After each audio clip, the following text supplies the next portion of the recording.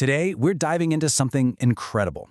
We're talking about unlocking a completely invisible universe. Forever, the vast world of microbes has been this huge mystery. But now, a revolution in genetics is finally giving us the key. It's letting us read the complete instruction manuals for life forms we never even knew existed. I mean, just think about it for a second. In a single handful of dirt, or deep in the ocean, or even inside our own guts, there are entire ecosystems of microorganisms. We're talking numbers that outnumber the stars in our galaxy. This huge, unseen universe, it holds the secrets to things like new medicines and a much, much deeper understanding of life itself. But, how do you even begin to explore a world you can't see? Well, the secret is to look at their collective DNA. Back in 1998, scientists came up with this term, the metagenome, to describe this exact idea. So instead of trying to isolate one little microbe at a time, which is almost impossible, you just grab a sample from wherever, a scoop of soil, a swab from the subway, and you sequence all the genetic material in it. It's like getting the complete blueprint for an entire city of microbes all at once. Okay, so the idea of a metagenome sounds pretty straightforward, right? But for decades, there was this one enormous problem that just stopped almost all progress right in its tracks. And this is it. This is the problem. Most microbes, they just refuse to grow in a lab. You can't stick them in a petri dish and see what happens. Scientists call them uncultivatable. So what that meant for the longest time was that we could only study this teeny tiny fraction of the microbial world. All the rest, it was like microbial dark matter. We knew it was there, but we had no way of knowing what it was or what it was doing. So, to get around that, scientists turned to DNA sequencing. But the first wave of that technology? Oh man, it created its own massive headache. It basically turned the book of life into this incredibly difficult, almost impossible puzzle. And honestly, this analogy is perfect. The first sequencing machines could only read really short snippets of DNA, maybe a couple hundred letters at a time.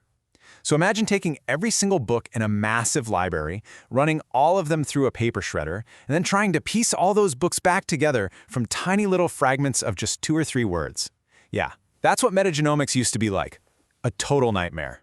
And this right here, this is the solution. On the left, you've got the old way, short reads. It gave us millions of tiny, confusing puzzle pieces, super hard to see what's going on. But on the right, you have the new tech, long reads. And instead of those tiny fragments, we get these huge sections of the puzzle. We're talking entire chapters of the genetic code in one go. And just like that, the whole picture becomes crystal clear. And the really crucial point here is that those little fragments just weren't cutting it. It was nearly impossible to assemble a complete genome. The tech would just get tripped up on any complex or repetitive parts of the DNA, and it couldn't even tell the difference between 2 microbes that were pretty similar.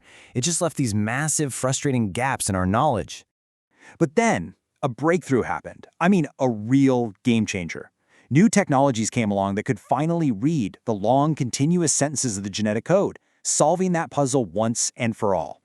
The heroes of our story are really 2 companies, PacBio and Oxford Nanopore. You'll often see it as ONT. They developed these absolutely revolutionary machines that could generate these extraordinarily long DNA reads.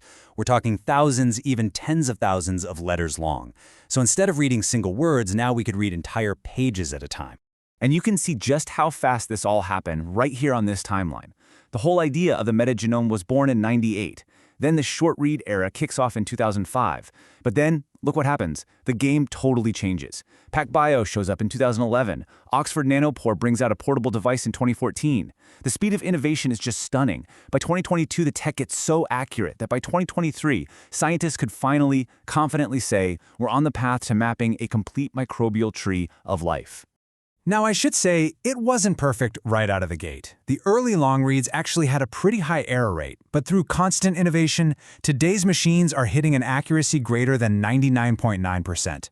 That's a quality score scientists call Q30, and it's basically the gold standard for genetic data. This incredible accuracy was the final piece of the puzzle needed to unlock the technology's true power.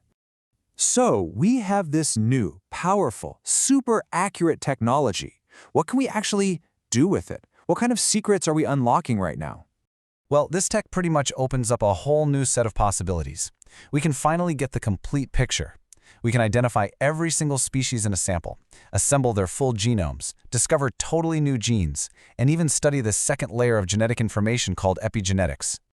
Okay, let's break that down, because this is where it gets really cool. First, we can see exactly what's in a sample, and fast. This is huge for hospitals. You could spot a dangerous pathogen in real time. Second, we can build complete genomes from scratch, even for all those uncultivated mystery microbes.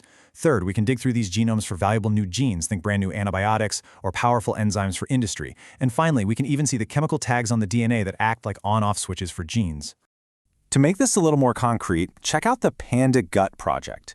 Researchers use these long-read techniques to create the very first high-quality catalog of all the microbes living in a panda's gut. This kind of super detailed reference map, it was just impossible before. And now we can do it for pretty much any environment we can dream of. And maybe one of the most exciting uses is finding new medicines. So many of our antibiotics come from microbes, and the genetic instructions for making them are stored in these long, complicated sections of DNA called biosynthetic gene clusters. Long reads let us grab these entire blueprints in one piece. We can also track how things like antibiotic resistance spread around on what are called mobile genetic elements, which is absolutely critical for public health. You know, all of this is building towards a really grand vision. One that goes way beyond just individual discoveries and really aims to redraw our entire understanding of the microbial world. And here you can see the entire process, all tied together. It all flows from that sequencing machine. You assemble complete genomes, you identify the genes, and finally, you can understand the function and evolution of an entire microbial community. This is the complete workflow from modern discovery. And that brings us to the ultimate prize. As a recent article in the journal Nature Methods put it, this technology is what paves the way toward a complete microbial tree of life. For the very first time, we have the tools we need to map out the full diversity and the evolutionary history of the invisible life that shapes our entire planet. So, the big takeaway is clear. The puzzle of the metagenome is finally being solved. A technological breakthrough has thrown open a window into a world that was almost totally hidden from us. We now have the power to discover new medicines, to protect our environment, and to redraw the entire tree of life. The question isn't if we can explore this universe anymore. It's what secrets will we discover next?